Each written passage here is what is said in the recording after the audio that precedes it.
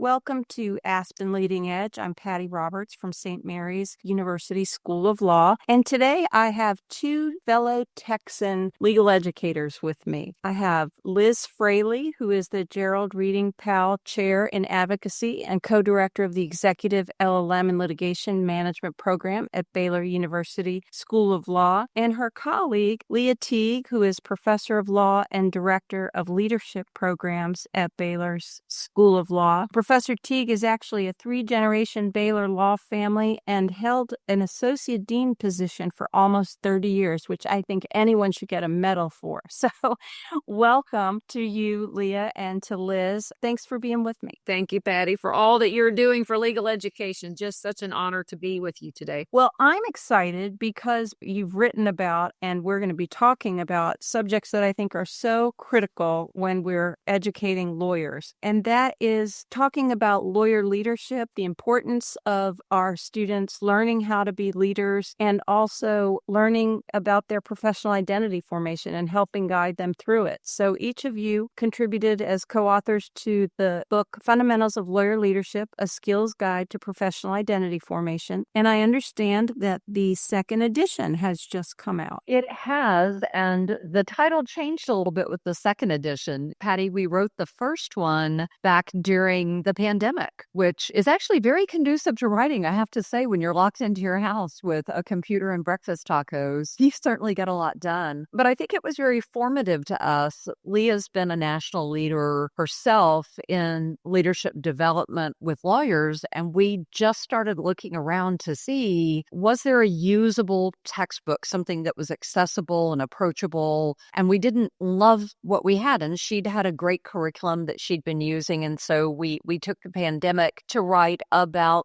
leadership and how you take students from that leadership of self to leadership of others to more of a servant leadership in the community. And it was great. And we loved the book. And then the ABA said, and by the way, let's look at professional identity formation in the profession. And it helped us realize that leadership and professional identity are intertwined, but also independent. And that changes in the profession, changes in society, in civil discourse really warranted another edition. So without the benefit of a pandemic, spent our time working on it. Yeah, we were excited to get back to the book and to make it even better. We loved the first edition, thought that we had done a great job and a service to other professors. That's why we wrote it, not only to help us, but to help our colleagues across the nation have something that they could use as a resource and a foundation to build their own, whether it was a full-on leadership course or just take parts of it and do it as part of, some other program, professional development program. And now, since 2022, we have professional identity is the name that we're all using. We used to call it professional development, professionalism. We kind of approached it in different ways. But at Baylor, when we were looking at this in about 2012 to 2014 and involving conversations with our colleagues who were more focused on the professional identity. We were working on leadership, and Patty, you well know, we continue to have those conversations. What is the relationship between professionalism, professional identity, and leadership? And it's interesting to be involved in those conversations with my colleagues, and we still debate what is that relationship. The approach we've taken, and that was one of the reasons we really wanted to do a second edition, is to bake into the foundation of the language this concept that, yes, we know our students are going to go out there and serve in leadership positions. And yes, the very fact that they are influencing their clients as they advise and represent and advocate, that is all leadership. But we wanted to start with, okay, what is your identity as a professional in society? Because as you know, Patty, legal education, we've not done a sufficient job, and therefore the ABA said, you must. And now we have this regulation. One of the significant differences between the first edition and the second edition is including professional identity formation, not just in the subtitle, but in the early chapters, and laying the foundation for the skills development that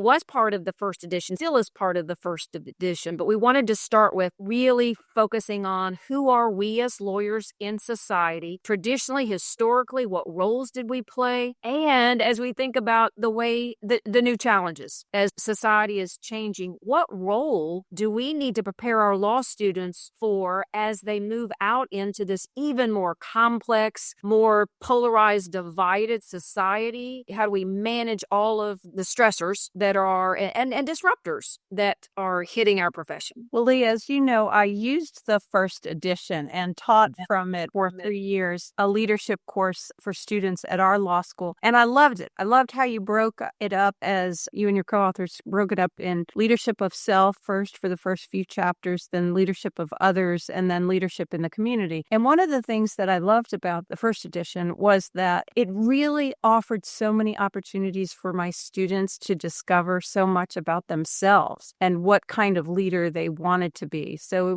it gave me the opportunity to bring in some leaders to talk to my students, but more importantly, to have them do some assessments, to have them do some journaling, to have them see how much they had progressed, not only in the class, but in law school and their journey to the profession. So I'm excited that you all have now added this skills component that includes professional identity formation. What are you most excited about with this second edition?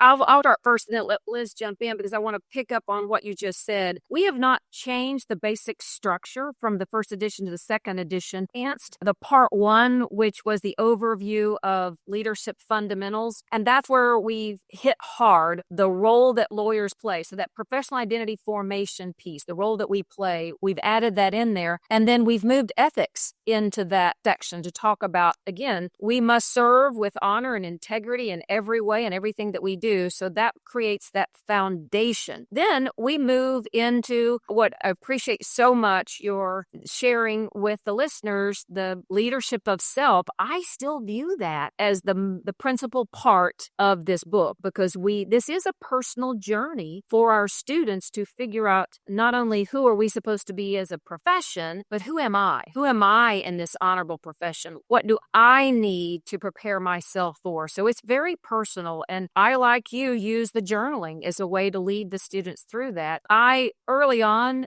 discovered that the most important part of that journey is this leadership of self, where we're talking to them about character. That's something that higher education has stayed away from for 100 years. But if you look at the history of higher education, look at the history of legal education, it was an important part of the education training to talk about character. So I think we've shied away from those conversations for too long. But beyond that, it's growth mindset, grit, resilience, feedback, wellness, preparing for your future. And then there's another important piece that was in the first edition, but we thought it needed its own chapter. So we now have a whole chapter on how to fail gracefully, how to fail professionally, how to recognize failure is just a normalized failure, an important part of the growth and development as a person and as a professional. So we've beefed that up, so to speak. Well, Leah stole mine because I'm big on failure. In fact, I laugh. I was asked to speak on a panel of lawyers for the Dallas Bar Association on the biggest losers,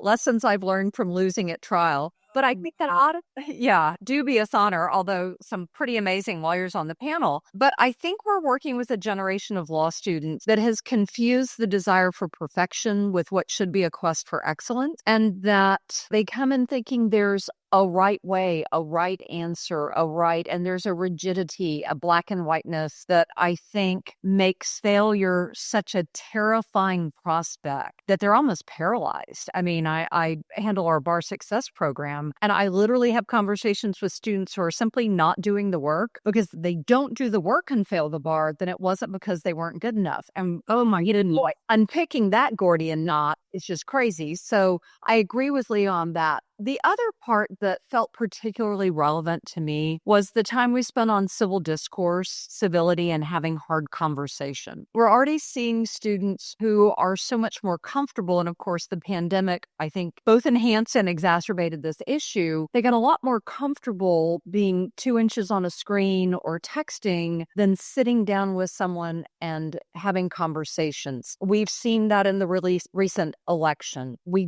don't know how to stop advocating long enough to be a good listener and to search for consensus, to search for common solutions. And I think if we don't train lawyers in those skills, we certainly aren't getting that in other educational settings. And so the very intentional chapter on civility, which I loved when I found out that that comes from the old French civilitas, meaning citizen, that our concept of civility isn't just being a nice person, it's being a good citizen. And wrapping that in, I know you have involvement with ABOTA, and ABOTA is very active with your law school. Every student at Baylor goes through our local chapter Civility Matters because we think it's so important. They grade each other on professionalism and practice, the course that I teach. We're trying to embed this into both the overt and the hidden curriculum. And so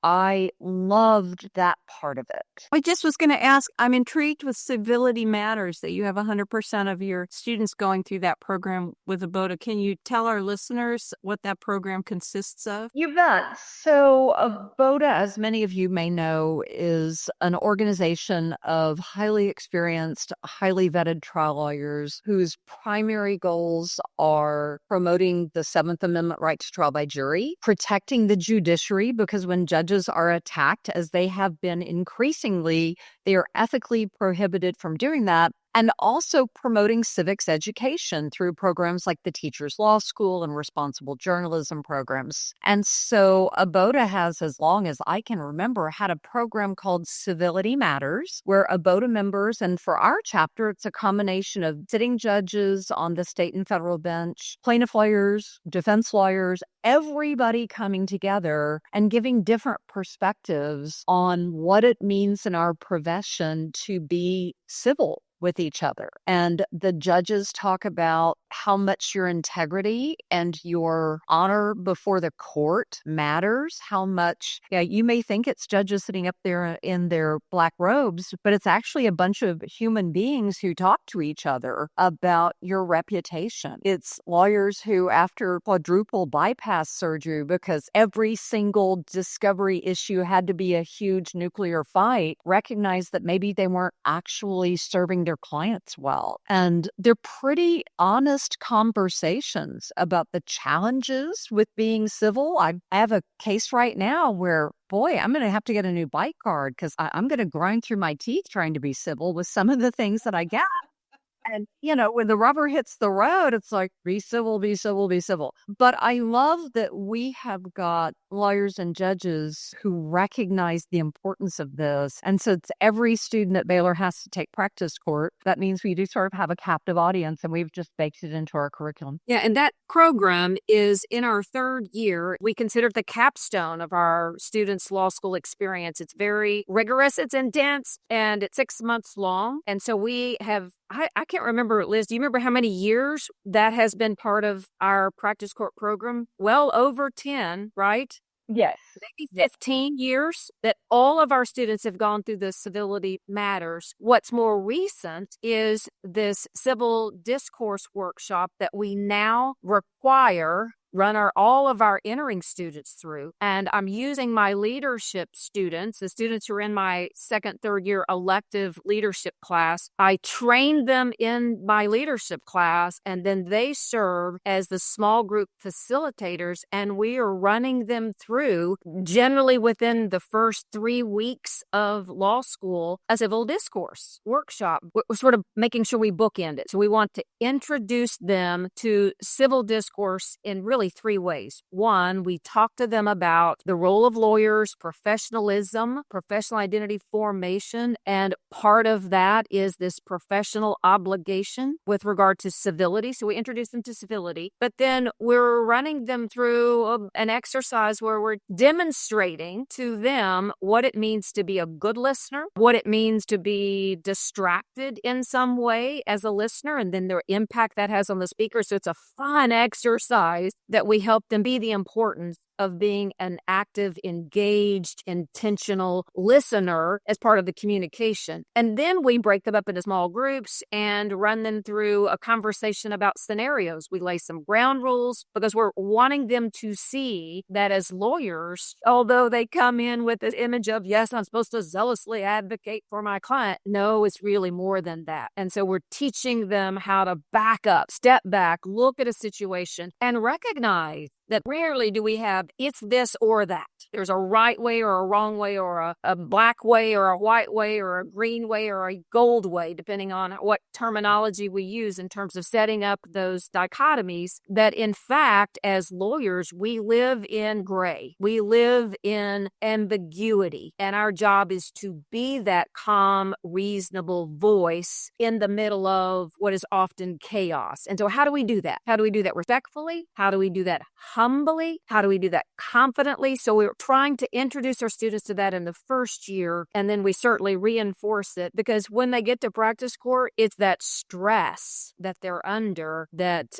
often allows them to forget or to slide in the way that they're supposed to conduct themselves professionally. So we are excited about this new program, relatively new program, to both not only end with it, but to begin law school experience talking about these important issues. We also did it because we understand that it's an important part of the wellness effort to help them be more grounded in a healthy approach to relationships with one another and with professors and eventually with clients, that we need to help them find ways that they can converse, advocate, have dialogue in a way that is respectful and therefore healthy for both parties. So if I'm a law student who doesn't go to a school that has some extensive programming in leadership and professional identity formation yet, because I know we all have to have professional identity formation at some point, what would you advise to a law student or someone thinking about law school as resources or ways they might go about working on these skills that we've been talking about: leadership, civility, compromise, resilience, grit? Oh,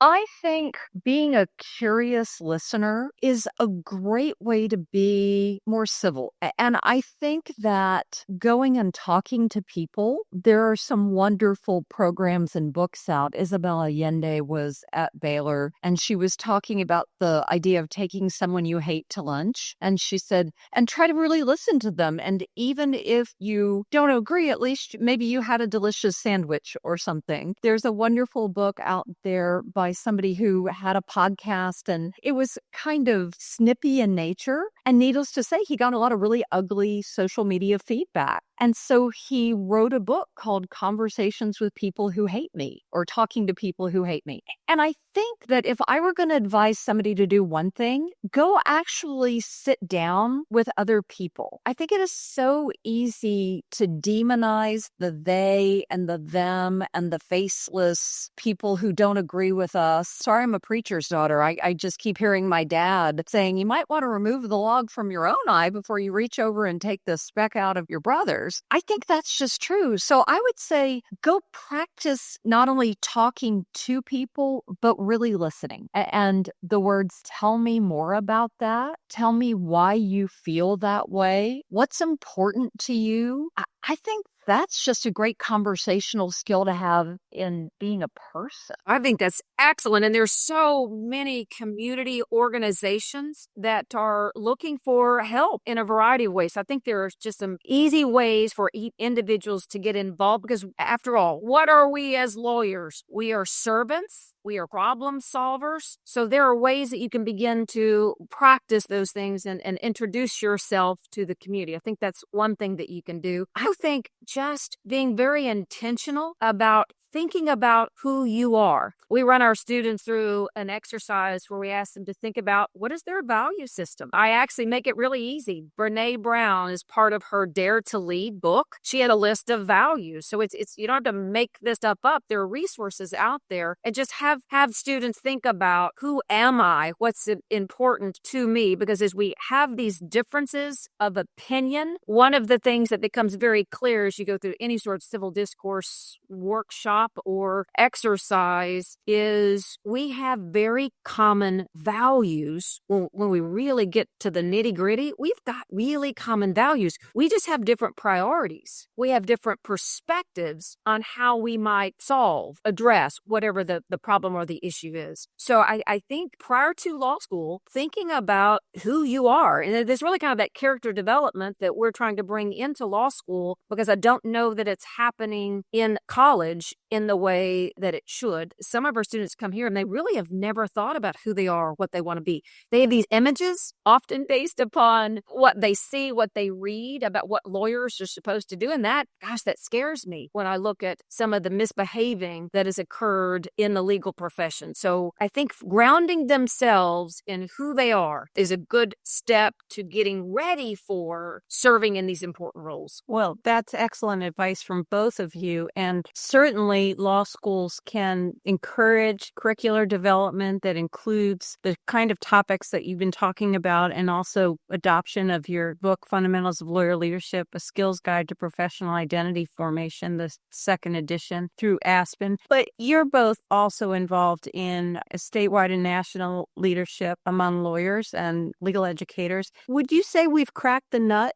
as an academy that most law schools now have some leadership training for law schools or for law students? Or do you think there's a lot more work to do? What's the state of things today? There's still work to be done. Now, there has been tremendous progress. When we began these efforts and conversations nationally about now 14, 15 years ago, the first study that I did was I found very little. And you know this, Patty, there was so very little out there, which is one of the reasons we wrote the textbook, because there was really not much out there. We've grown from less than 10% of law schools having something to more than half. But we still have a great need for more law schools to not only create opportunity. So creating an opportunity in a law school means offering a once in a while 2-hour elective course that students don't have to. That's very different from what we need if we're going to prepare these students for the critical roles that we know they're going to play, not just in the lives of individual clients, but in their communities and the impact that lawyers have on society. So it's important that we do a better job of incorporating it throughout, which requires a whole building approach. It requires not just faculty to be willing to teach a class, and that's where the book is a great resource for someone as I don't know how to teach this. Well, we've solved that. We have a great textbook and a teacher's manual that has much more explanation,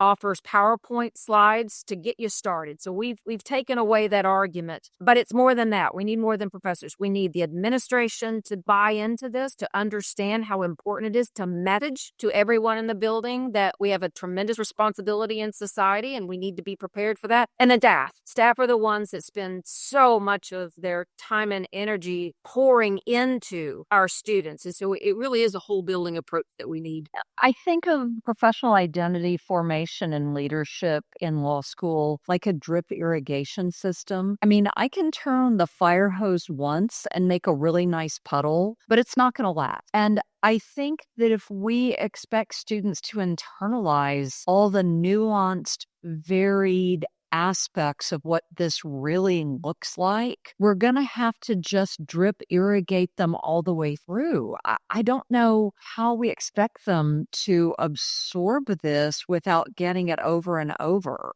again. And so I think if you can start at orientation, getting them to think bigger thoughts, if you can incorporate the paradoxes, the challenges of having to be this strong advocate, but also be willing to compromise, to advocate for your position more effectively by understanding someone else, that often jury trials are like watching sausage being made, and that what comes out the other end might not be the best thing for anyone's client. So maybe everybody, I can remember the number of times we would say, well, if everybody's leaving mediation a little bit unhappy, we probably got a good deal. But I don't think you can just say that once in an ADR class and expect law students to understand it. So I agree with Leah's whole building, but I think we need to be realistic about how constant and varied and reinforced the messaging needs to be. Agree. It is orientation to graduation and beyond. It really just needs to be a comprehensive building block,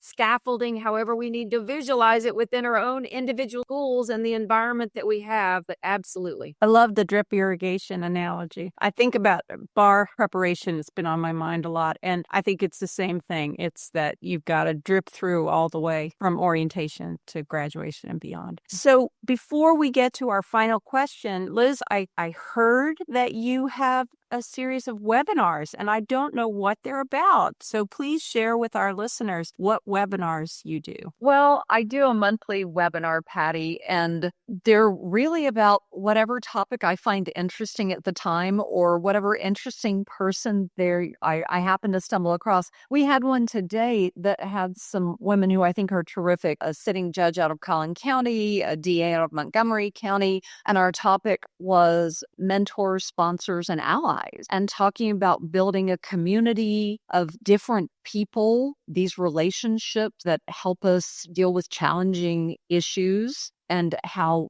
you may have to look outside the law, that there's definitely a give back as well, that if we're trying to keep young lawyers in our firms and in positions and not having them hopping around, then creating a culture where they feel supported. We develop them, we show them, look, this is how you do it. I mean, so it's sort of on topic with this. We had a pretty hotly contested one about a month ago on nuclear verdicts. What makes something a nuclear verdict? Is it ethical to call a place a judicial hellhole just because you disagree with the outcomes, or is that language that we shouldn't be using? We did an extended series on Gregory versus Chohan, trying to figure out what is the impact on non-economic damage modeling going to look like? How do you take a plurality and figure out, is it in play? This is of interest to this topic. The Illinois State Bar just had a couple of very prominent women do a major survey of membership on the issue of bullying in the profession. And that's going to be our January webinar. How is it that we're all grown-ups and there's this much pervasive bullying going on? What are the leadership aspects of that? How does professionalism weigh in? What do we think is going to happen with mental health if bullying is just endemic to the profession? So there's a lot of just what piques my interest. And that's, I hope, one of the privileges of being older and academic is I get to be a lifelong learner, and I learn a huge amount from the guests on my webinar. That's great. I feel the same way about this podcast. If someone wants to find your webinar, where would they find it? So if you go to the Baylor webpage, there's an LLM page on there, and we have every webinar we've ever done recorded, and they can find me on LinkedIn. We post every month about who's going to be on there. They're always free. There's always CLE and ethics credit. And so it's just a fun way to have talking to people who don't hate me. That's right. I enjoy talking to people who don't hate me too. Thank you both for being two of those people. Again, if you'd like to review the book or adopt the book, as I did, it is Aspen Publishing, Fundamentals of Lawyer Leadership, A Skills Guide to Professional Identity Formation, the second edition of Fundamentals of Lawyer Leadership. And now, before we conclude, I wonder if both of you would share what your predictions are for the future of legal education in the coming decade. And why don't we start with you, Liz, and then we'll wrap up with you, Leah. Well, putting my Nostradamus hat on, I almost feel like we're at a point where saying where we're going to be in 10 years is too distant a horizon. I think we're going to find that what a young associate looks like is very different as we find ways to ethically and effectively incorporate artificial intelligence. I think that's going to change the model for what the skill set is that a first-year associate needs to do. At the same time, I think this reliance on technology is going to increase our need to teach better communication skills. I think there's a real concern that will dehumanize part of the profession as somebody who speaks a lot on AI and ethics. What it doesn't do well is be compassionate, to understand people, to